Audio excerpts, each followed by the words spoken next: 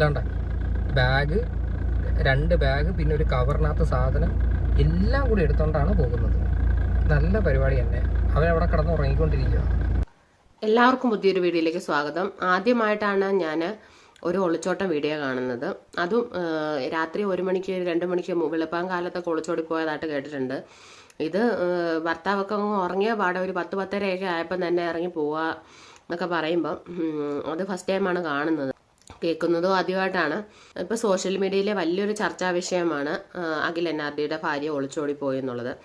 ഇത് ബേസിക്കലി ഒരു കണ്ടന്റ് അല്ല. എല്ലാവരും പറയുന്നു യൂട്യൂബേഴ്സ് ഇതൊരു കണ്ടന്റ് ആക്കി എടുത്തു, അവർക്ക് വരുമാനം കിട്ടാൻ വേണ്ടി മറ്റുള്ളവരുടെ ജീവിതം വെച്ച് കളിക്കുന്നു, റിയാക്ഷൻ വീഡിയോ ചെയ്യുന്നവർക്കെതിരെയൊക്കെ വലിയ പരാമർശങ്ങൾ നടക്കുന്നുണ്ട്. അപ്പോൾ അതിനെക്കുറിച്ച് കുറച്ച് കാര്യങ്ങളും കൂടെ ഞാൻ ഈ ഒരു വീഡിയോയിൽ സംസാരിക്കുന്നുണ്ട്. എന്താണെന്ന് ചോദിച്ചിട്ടുണ്ടെങ്കിൽ, അഖിൽ NRD എന്ന് പറയുന്നത് കേരളത്തിൽ യൂട്യൂബ് കാണുന്ന അല്ലെങ്കിൽ എല്ലാ മലയാളികൾക്കും അറിയാവുന്ന ഒരു വ്യക്തിയാണ്. ഒരുപാട് ജനഹൃദയങ്ങളിൽ ഇടം നേടിയിട്ടുള്ള ഒരു വ്യക്തിയാണ്. ഇപ്പോഴാണെങ്കിൽ സിനിമയിൽ അഭിനയിക്കുന്നുണ്ട്. അഖിൽ NRDയുടെ വീഡിയോകളിലെല്ലാം വൈഫിനെ നമുക്ക് കാണാനായിട്ട് പറ്റിയിട്ടുണ്ട്. ഇവരെ നമ്മൾ ഒരു വീഡിയോയിൽ കാണുമ്പം ഇവർക്കിടയിൽ എന്തെങ്കിലും ഒരു പ്രശ്നം ഉള്ളതായിട്ടോ അല്ലെങ്കിൽ ഒരു സ്വരച്ചേർച്ചയോ സ്നേഹമില്ലായ്മയോ ഇതൊന്നും നമ്മൾ ശ്രദ്ധിക്കപ്പെട്ടിട്ടില്ല.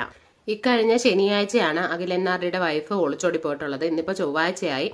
ഇത്രയും ദിവസമായിട്ട് ഇന്നലെയാണ് ഇതൊന്ന് വെളിയിലോട്ട് വന്നത്. അപ്പം ഇന്നലെ ഒന്നും ആരും വലിയ റിയാക്ഷൻസ് ഒന്നും ആയിട്ട് വെളിയിലോട്ട് വന്നില്ല. 1-2 പേര് മാത്രമേ അതിനെപ്പറ്റി പറയുന്നുണ്ടായിരുന്നുള്ളൂ. ഇൻസ്റ്റാഗ്രാമിൽ ഒരു പോസ്റ്റ് കണ്ടു, ഇങ്ങനെ അഖിൽ NRDയുടെ വൈഫ് ഒളിച്ചോടി പോയി എന്ന് പറയുന്നുണ്ട്. സംഭവം സത്യമാണോ ബ്രോ, ഞങ്ങൾക്ക് വിശ്വസിക്കാൻ പറ്റുന്നില്ല എന്നൊക്കെ പറഞ്ഞുകൊണ്ടൊരു പോസ്റ്റ്. അതിൻ്റെ താഴെ സത്യമാണ് ഡീറ്റെയിൽസ് സഹിതം ഒരാൾ വന്ന് കമൻറ്റ് ചെയ്യുന്നു. അപ്പോൾ ഈ കമൻറ്റെ തുടർന്നാണ് ഇതൊരു ചർച്ചാ വിഷയം ആയതുപോലും. പിന്നെ ഈ റിയാക്ഷൻ വീഡിയോ ചെയ്യുന്ന ആളുകളെ എല്ലാവരും പറയുന്നുണ്ടല്ലോ, ഈ റിയാക്ഷൻ വീഡിയോ ചെയ്യുന്നവർ അവരുടെ ഫാമിലി പോയി ഇരുന്ന് ഇത് കണ്ടുപിടിച്ചു കൊണ്ട് വന്നതൊന്നുമല്ല. ഇത് യൂട്യൂബിൽ അല്ലെങ്കിൽ പബ്ലിക്കിൽ ഇതൊരു ന്യൂസ് ആയി കഴിഞ്ഞതിന് ശേഷമാണ് റിയാക്ഷൻ വീഡിയോ ചെയ്യുന്നവർ അത് ഏറ്റെടുത്തിട്ടുള്ളത്. അവരതെടുത്ത് വീഡിയോ ചെയ്യുന്നു. അവർ വീഡിയോ ചെയ്യുന്നതിന് മെയിനായിട്ടൊരു ഉദ്ദേശം എന്ന് പറഞ്ഞാൽ, ഈ മേഘ എന്ന് പറയുന്ന അഖിലിൻ്റെ വൈഫ് ഇങ്ങനെ ചാടിപ്പോയ കാര്യം 10 പേരും കൂടെ അറിയട്ടെ, അവർക്ക് അത്രയും ഷെയിം ആവട്ടെ, അവളെ കുറച്ചും കൂടെ നാണം കെടുത്താം, ആ ഒരു രീതിയിലൊക്കെയാണ് ഈ റിയാക്ഷൻ വീഡിയോ ചെയ്യുന്നവർ ആ ഒരു ബേസിക്കൽ അത് ചെയ്തിട്ടുള്ളത്. അല്ലാതെ അവർക്ക് ഏണിങ്സ് വേണം അങ്ങനെ ഉദ്ദേശിച്ചിട്ടല്ല. ഞാൻ ഈ സമയം വരെയും ആ ഒരു കണ്ടന്റിനെ കുറിച്ചിട്ട് വീഡിയോ ചെയ്തിട്ടില്ല. ഇപ്പം ഞാനത് സംസാരിക്കാനായിട്ട് കാരണം എന്ന് പറഞ്ഞാൽ, ഈ അഖിലിൻ്റെ വൈഫ് ഒളിച്ചോടിപ്പോയതിൻ്റെ കാരണം അഖിലോ അതേപോലെ തന്നെ അഖിലിൻ്റെ വൈഫായിരുന്നവളോ വന്നിട്ട് പറഞ്ഞിട്ടില്ല എന്തുകൊണ്ടാണ് പോയത്, അല്ലെങ്കിൽ ഞങ്ങളുടെ ജീവിതത്തിലുണ്ടായ പ്രശ്നങ്ങൾ എന്താണ്.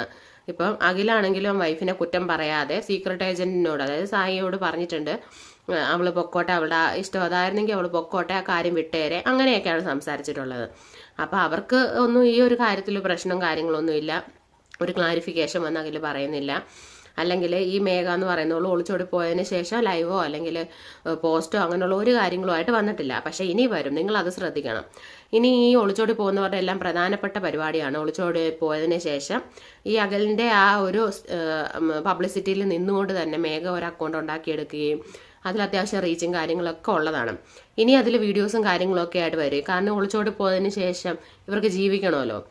പക്ഷെ നമ്മൾ എന്താണ് ചെയ്യേണ്ടതെന്ന് ചോദിച്ചിട്ടുണ്ടെങ്കിൽ, ഇവരുടെ വീഡിയോസും കാര്യങ്ങളൊന്നും കാണാനോ സപ്പോർട്ട് ചെയ്യാനോ പോകരുത്. അവരുടെ വീഡിയോസിൽ എന്താണ് എന്തെങ്കിലും പറയാനുണ്ടെങ്കിൽ തന്നെ ഇത് ഈ റിയാക്ഷൻ വീഡിയോ ചെയ്യുന്നവരോ ആരെങ്കിലും അതിനെപ്പറ്റി സംസാരിക്കും, നിങ്ങൾക്ക് കാണുമെങ്കിൽ അതെടുത്ത് കാണുക. എന്നിട്ട് ഇവരുടെ വീഡിയോസ് പോയി കണ്ട് ഇവർക്ക് റീച്ച് കൊടുത്ത് അങ്ങനെയൊന്നും അവരൊന്നും വലിയ ആളാക്കരുതെന്നാണ് എനിക്ക് പറയാനുള്ളത്. അതുപോലെ തന്നെ ഇവള് ഇങ്ങനെ പഠിക്കാൻ പോയ സമയത്ത് ബസ്സിൽ പോകുന്നു, സ്ഥിരമായിട്ട് ബസ്സിൽ പോയി ആ ഒരു കണ്ടക്ടറിനെ കണ്ട് ഇഷ്ടപ്പെട്ട് അങ്ങനെ അങ്ങ് ചാടിപ്പോയി എന്ന് വിശ്വസിക്കാനായിട്ട് കുറച്ച് ബുദ്ധിമുട്ടുണ്ട്. ഇവർക്കിടയിൽ അല്ലെങ്കിൽ നമ്മളൊരു വിവാഹശേഷം ഒരിക്കലും ഒരു പുരുഷനെ നമ്മൾ ആ ഒരു കണ്ണോടെ നോക്കത്തില്ല. അല്ലെങ്കിൽ നമുക്ക് ഒരു പാസ്റ്റ് ഉണ്ടായിരുന്നു കാണും. ചിലപ്പോൾ നമ്മൾ കല്യാണത്തിന് മുമ്പ് ഒരുപാട് പേരെ വായി നോക്കിയിട്ടുണ്ടായിരിക്കും, അല്ലെങ്കിൽ നമുക്ക് ലവേഴ്സ് ഉണ്ടായിരുന്നു കാണും, നമുക്കൊരു പാസ്റ്റ് ഉണ്ടായിരുന്നു കാണും. പക്ഷേ നമ്മൾ വിവാഹശേഷം അങ്ങനെയൊന്നും ആയിരിക്കുകയില്ല. പക്ഷേ അത് വിവാഹശേഷം ഇങ്ങനെ ഒരു ബന്ധം വരിക എന്ന് പറയുമ്പം എന്തെങ്കിലും ഒരു പ്രശ്നമില്ലാതെ, അല്ലെങ്കിൽ അഖിൽ തന്നെ ഒരു ഇൻ്റർവ്യൂവിൽ പറയുന്ന കേട്ട്, ഞാൻ ഒരുപാട് ചിരിക്കാറില്ല, ഒരുപാട് സംസാരിക്കാറില്ല,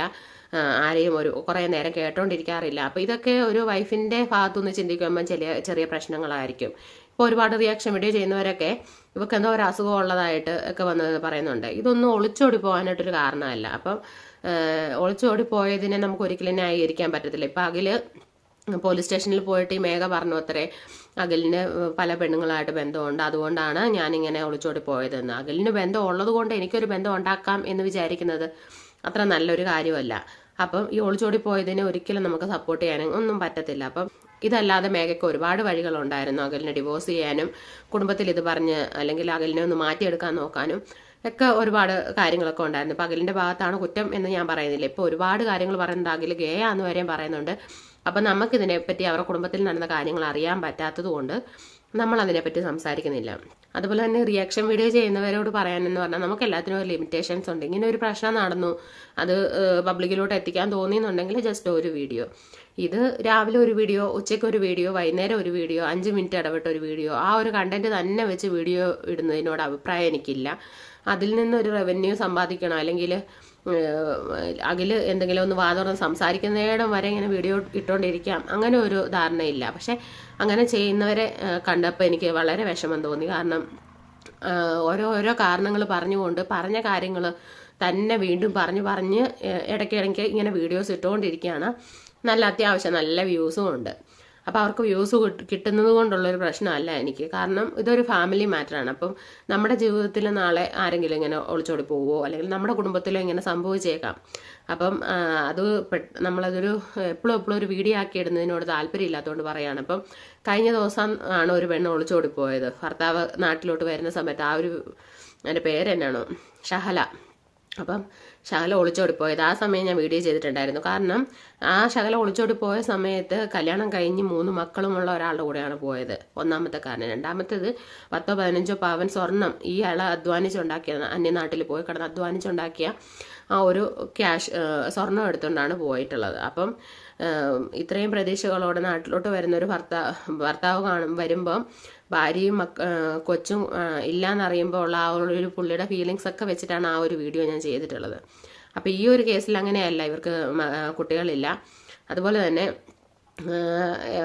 എന്തുകൊണ്ടാണ് ഇങ്ങനെ പോയത് എന്നറിയത്തില്ല. അപ്പം ഇനി വിവാഹബന്ധം വേർപിരിഞ്ഞ് വീട്ടിലോട്ട് പോകാൻ പറ്റാത്ത അവസ്ഥയിലാണോ ഇങ്ങനെ ചെയ്തത്, അതിനെപ്പറ്റി ഒന്നും അറിയത്തില്ല. പക്ഷേ ഇങ്ങനെ എനിക്ക് തോന്നുന്നത് മെജോറിറ്റി ഓഫ് ആളുകൾക്കും കല്യാണം കഴിഞ്ഞതിന് ശേഷം ഒരിക്കലും വീണ്ടും ഒരു വിവാഹത്തെപ്പറ്റി ചിന്തിക്കാത്തവരായിരിക്കും. അതായത് നമ്മളുടെ ഫസ്റ്റ് മാരേജ് ഫ്ലോപ്പാണ്, അല്ലെങ്കിൽ കുറേ നാൾ ജീവിച്ചു, കുറേ സഹിച്ചു, നമ്മൾ ഒരു വേലക്കാരി ലുക്കാണ്, അല്ലെങ്കിൽ എപ്പോഴും നമ്മൾ അടുക്കളയിൽ തന്നെയാണ്, നമുക്കൊന്നിനും ഒരു സ്വാതന്ത്ര്യമില്ല, നമ്മുടെ വോയിസിൽ നമുക്കൊന്നും പറയാനുള്ളൊരു വോയിസ് ഇല്ല, അങ്ങനെയൊക്കെ ജീവിക്കുന്ന ഒരുപാട് സ്ത്രീകളുണ്ട്. അവർക്ക് ഈ കല്യാണ ബന്ധം അല്ലെങ്കിൽ ഈ വിവാഹ ബന്ധം മക്കളെ ഓർത്ത് തുടർന്ന് കൊണ്ടുപോകുന്നവരുണ്ട്. അപ്പം ഇവർക്ക് എങ്ങനെയെങ്കിലും ഇതൊന്ന് വേർപെടുത്തിയാൽ മതിയായിരുന്നു എന്ന് ചിന്തിക്കുന്നവർ കാണും. പക്ഷെ അവരാരും വേറൊരാളെ കിട്ടിയിട്ട് എത്തിന്ന് ചാടിപ്പോവാന്ന് വിചാരിക്കുന്നവരുണ്ട് എന്ന് എനിക്ക് തോന്നുന്നില്ല. കാരണം ഇതിൽ നിന്നൊന്ന് വേർപെട്ട് കിട്ടിയിട്ടുണ്ടെങ്കിൽ എങ്ങനെയും അധ്വാനിച്ച് മക്കളെ നോക്കണം.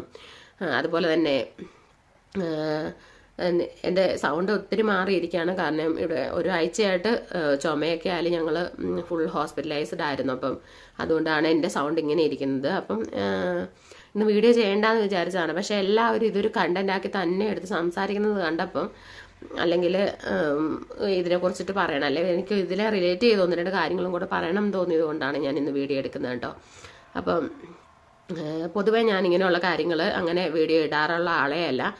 ന്യൂസിൽ റിലേറ്റഡ് ആയിട്ട് എന്തെങ്കിലും കുട്ടികളെയൊക്കെ ആരെങ്കിലും പീഡിപ്പിക്കുക അങ്ങനെ എന്തെങ്കിലുമൊക്കെ ആകുമ്പോൾ നമ്മൾ നമ്മുടേതായ അഭിപ്രായങ്ങൾ പറയുന്നതാണ് ഞാൻ ചെയ്യാറുള്ളത്. അപ്പം ഇന്നിങ്ങനെ വീഡിയോ ചെയ്യാനായിട്ട് കാരണം ഇതാണ്. അപ്പം എന്താണ് സംഭവിച്ചതെന്ന് നമുക്ക് കറക്റ്റായിട്ട് അറിയത്തില്ല. അപ്പം കല്യാണം കഴിഞ്ഞ ഒരു സ്ത്രീക്ക് പിന്നെ വേറൊരു കല്യാണം അല്ലെങ്കിൽ അതിനെപ്പറ്റി ചിന്തിക്കാൻ പറ്റുമെന്ന് എനിക്ക് തോന്നുന്നില്ല. നിങ്ങൾ ഈ വീഡിയോസ് കാണുന്നവർക്ക് ആർക്കെങ്കിലും അങ്ങനെ തോന്നുന്നുണ്ടെന്നുണ്ടെങ്കിൽ നിങ്ങളൊന്ന് കമൻറ്റ് ചെയ്യുക. അതായത് കല്യാണം കഴിഞ്ഞ് പിന്നെ ഫ്രീ ആയിട്ട് അല്ലെങ്കിൽ ഇൻഡിപെൻഡൻ്റ് ആയിട്ട് അങ്ങനെ ജീവിക്കണം. അതായത് വേറെ വിവാഹത്തിലോട്ട് പോകാതെ ജീവിക്കണം. നമ്മുടെ കഷ്ടപ്പാടുകൾ ഇനി നമുക്കുണ്ടാകാൻ പാടില്ല. ആ ഒരു രീതി ചിന്തിക്കുന്നവരായിരിക്കും കൂടുതൽ. അങ്ങനെയുള്ളവർ കമൻറ്റ് ചെയ്യണം. അപ്പോൾ വീഡിയോ ഇഷ്ടപ്പെട്ടിട്ടുണ്ടെങ്കിൽ നിങ്ങളൊന്ന് ലൈക്ക് കൂടെ ചെയ്യണേ. അപ്പോൾ ഞാൻ ഈ ശകലയുടെ കാര്യം പറഞ്ഞത്, ശകലയുടെ വീഡിയോ നമ്മളങ്ങനെ ചെയ്തിട്ടുണ്ടായിരുന്നു. അപ്പം ഇതൊക്കെ കൊണ്ടാണ് നമ്മൾ ശകലയുടെ വീഡിയോ ചെയ്തത്. പക്ഷേ കുറച്ച് റിയാക്ഷൻ വീഡിയോ ചെയ്യുന്ന യൂട്യൂബേഴ്സ് അവരുടെ തംബ്നെയിലൊക്കെ ശകല ആത്മഹത്യ ചെയ്തു എന്ന് വരെ ഇട്ടിരിക്കുന്നത് ഞാൻ കണ്ടു. എനിക്ക് അന്നേരം അവൾ ചെയ്തത് തെറ്റ് തന്നെയാണ്, പക്ഷെ മരിക്കാത്ത ഒരാൾ മരിച്ചു എന്നൊക്കെ പറഞ്ഞ് അതൊക്കെ ഒരു തംബ്നെയിലിൽ കൊടുത്ത് അതൊരു കണ്ടന്റ് ആക്കി അങ്ങനെയൊക്കെ വീഡിയോ ചെയ്യുന്നതിനോട് എനിക്ക് പൂർണ്ണമായിട്ട് എതിർപ്പാണ്. അതുപോലെ തന്നെ ഈ വ്ളോഗ് ചെയ്യുന്ന ആൾക്കാരുടെ ഫാമിലിയിൽ നടക്കുന്ന ചെറിയ ചെറിയ കാര്യങ്ങൾ, അതായത് ഈ ഹൽക്കൻസ് ഫാമിലി, അവരുടെ ഫാമിലിയിൽ കഴിഞ്ഞ ദിവസം കുട്ടികളെ അവർ വിദേശത്തും കുട്ടികളെ നാട്ടിലുമാണ്. അപ്പോൾ കുട്ടികളെ സർപ്രൈസ് ആയിട്ട് വൈഫിനെ കൊണ്ട് കാണിച്ച സമയത്ത് ഒരു കുട്ടി കരയുകയും വാശി പിടിച്ച് കരയുകയും ആളെ ഉപദ്രവിക്കുകയും അതായത് കുട്ടിയുടെ അച്ഛനെ ഉപദ്രവിക്കുകയും എന്ന് പറഞ്ഞാൽ അടിക്കുകയും ചുള്ളുകയൊക്കെ ചെയ്യുകയും പിന്നെ വാശി പിടിച്ചപ്പോഴത്തേനും അവൻ പറഞ്ഞിട്ടുള്ള ആ ടോയ് എടുത്ത് സർപ്രൈസ് ആയിട്ട് ആ കുട്ടിക്ക് കൊടുക്കുകയൊക്കെ ചെയ്തു. അപ്പോൾ ഇതൊക്കെ എടുത്തിട്ട് റിയാക്ഷൻ ചെയ്യുന്ന സമയത്ത് ഒരു നമ്മുടെ മല്ലു ട്രെൻഡ് ടോക്കർ അതെടുത്ത് റിയാക്ട് ചെയ്യുന്നത് ഞാൻ കണ്ടിട്ടുണ്ടായിരുന്നു. അതിൻ്റെ ഒരു ആവശ്യമുണ്ട് എന്ന് എനിക്ക് അന്നേരം തോന്നിയില്ല. കാരണം ഞാൻ അവരുടെ വീഡിയോസൊക്കെ കാണുന്നതാണ്. അപ്പം അതിൽ നല്ല നല്ല കമൻറ്റുകളൊക്കെ ഞാൻ കൊടുക്കാറുമുണ്ട്. അപ്പം എനിക്ക് ഈ ഒരു വീഡിയോ കണ്ടപ്പോൾ അങ്ങനെ തോന്നിയില്ല. കാരണം പല കുട്ടികൾ അങ്ങനെയൊക്കെ ആയിരിക്കും, വാശി പിടിക്കുന്ന കുട്ടികളുണ്ട്. പക്ഷേ അവർ വാശി പിടിക്കുമ്പോഴേ ഇതെടുത്ത് കയ്യിലോട്ട് കൊടുക്കാന്ന് പറയുമ്പോൾ ആ കുട്ടി ഒരു യാത്രയൊക്കെ കഴിഞ്ഞിട്ട് വന്നതാണ്. അപ്പം അല്ലാതെ വീട്ടിൽ കളിച്ച് ചിരിച്ച് നടക്കുന്ന സമയത്തൊന്നും അല്ല. അതിനെ ഒത്തിരി കരയിക്കണ്ടെന്ന് വിചാരിച്ചിട്ടായിരിക്കും അതിൻ്റെ ആ ഒരു അച്ഛൻ അതെടുത്ത് ഉണ്ടായിരിക്കുക. അപ്പോൾ അതൊരു കണ്ടന്റ് ആക്കി എടുത്ത് വെച്ച് സംസാരിക്കേണ്ട കാര്യം ഉണ്ട് എന്ന് എനിക്ക് തോന്നിയില്ല. കാരണം പേരൻറ്റിങ് എന്ന് പറയുമ്പം നമ്മുടെ പേരൻറ്റിങ്ങിനേക്കാൾ നന്നായിട്ടായിരിക്കും ചിലപ്പോൾ അവർ ചെയ്യുന്നത്. അപ്പം റിയാക്ഷൻ വീഡിയോ ചെയ്യുന്നവർ കുറച്ച് ലിമിറ്റ് വിട്ടു പോകുന്നതായിട്ട് തോന്നുന്നുണ്ട്. ഞാൻ റിയാക്ഷൻ വീഡിയോ ചെയ്യുന്ന ആളാണ്. അപ്പം എനിക്കങ്ങനെ തോന്നിയത് കൊണ്ട് മാത്രം ഞാൻ പറയുകയാണ്, ഞാൻ ആരെയും കുറ്റം പറയല്ല.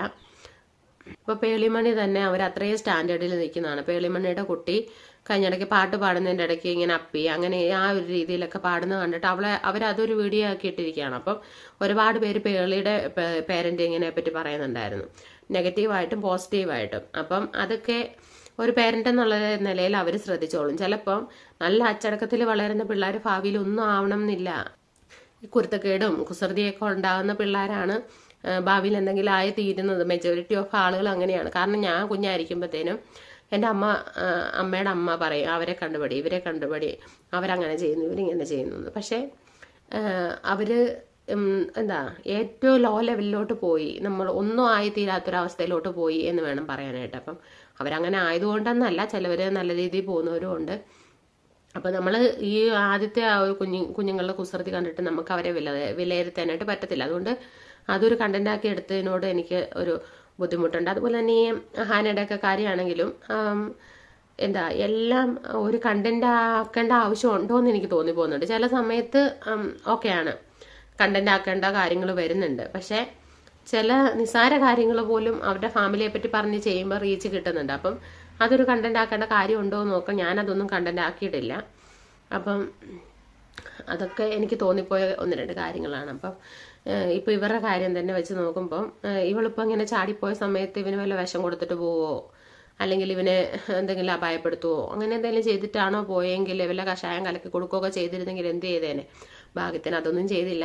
അതുപോലെ തന്നെ ഇവരുടെ ഫാമിലിയിൽ ഇവന് ഇന്റർവ്യൂവിൽ പറയുന്ന കേട്ടു, കല്യാണ സമയത്ത് ഇങ്ങനെ ഒരു പെണ്ണിനെ ഇഷ്ടമാണ്, 3 വർഷത്തോളം ഇവർ പ്രണയിച്ചതാണ്. അപ്പം ഇഷ്ടമാണെന്ന് പറഞ്ഞ സമയത്ത് വീട്ടുകാർക്ക് എതിർപ്പുണ്ടായിരുന്നു എന്ന് പറഞ്ഞു. ഇനി കല്യാണത്തിന് ശേഷം വീട്ടുകാരുമായിട്ട് എന്തെങ്കിലും ഇഷ്യൂ ഉണ്ടോ, ഇതിനെപ്പറ്റി ഒന്നും നമ്മൾ അറിയാതെയാണ് അവൻ്റെ ഭാഗത്തുനിന്നും അവളുടെ ഭാഗത്തുനിന്നും ജഡ്ജ്മെന്റ് ചെയ്യുന്നത്.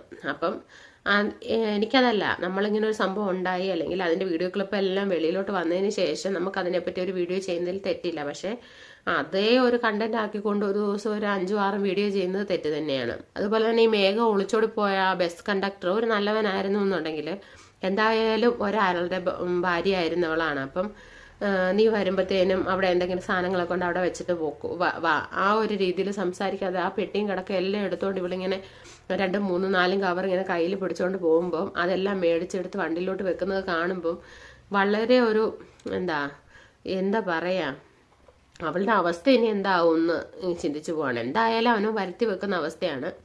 അതുപോലെ തന്നെ ആ ബസ് കണ്ടക്ടറെ അവരുടെ നാട്ടുകാർ കോഴിയെന്നാണ് വിളിച്ചിരുന്ന പോലും. അപ്പം അത്രയും രീതിയിൽ എല്ലാ പെണ്ണുങ്ങളെ ഒരേ മനോഭാവത്തോടെ വായി നോക്കുന്ന അങ്ങനെ ഒരു മനുഷ്യനെയാണല്ലോ കോഴിയെന്ന് വിളിക്കുക. അപ്പം അങ്ങനെ ഒരാളുടെ കൂടെയാണ് ജീവിക്കാനായിട്ട് പുറപ്പെട്ടു പോയിട്ടുള്ളത്. അവനവൻ ചെയ്യുന്നത് അവനവൻ തന്നെ അനുഭവിക്കുന്നത് നമുക്ക് കാണാൻ പറ്റുകയും ചെയ്യും. പക്ഷേ ഇങ്ങനെ പോയിട്ട് കയ്യിലുള്ള സ്വർണവും കാര്യങ്ങളും വിറ്റ് കുറച്ച് നാൾ അടിച്ചു പൊളിച്ച് ജീവിച്ചിട്ട് പിന്നെ പൈസ ഇല്ലാന്ന് വരുമ്പോൾ ഇങ്ങനെ വ്ളോഗുമായിട്ട് അല്ലെങ്കിൽ യൂട്യൂബ് ചാനലിലും ഇൻസ്റ്റാഗ്രാമിലൊക്കെ സജീവമായിട്ട് വരും. അന്നേരം നിങ്ങൾ ദൈവത്തെ ഓർത്ത് അവരുടെ വീഡിയോസ് കാണാൻ നിൽക്കരുതെന്ന് മാത്രമേ എനിക്ക് പറയാനുള്ളൂ. അപ്പം വീഡിയോയെ കുറിച്ചിട്ടുള്ള അഭിപ്രായങ്ങൾ വീഡിയോക്ക് താഴെ കമൻറ്റ് ചെയ്യുക. വീഡിയോ ഇഷ്ടപ്പെട്ടാൽ ലൈക്ക് ചെയ്യുക. മറ്റൊരു വീഡിയോ വീണ്ടും കാണാം. ബൈ.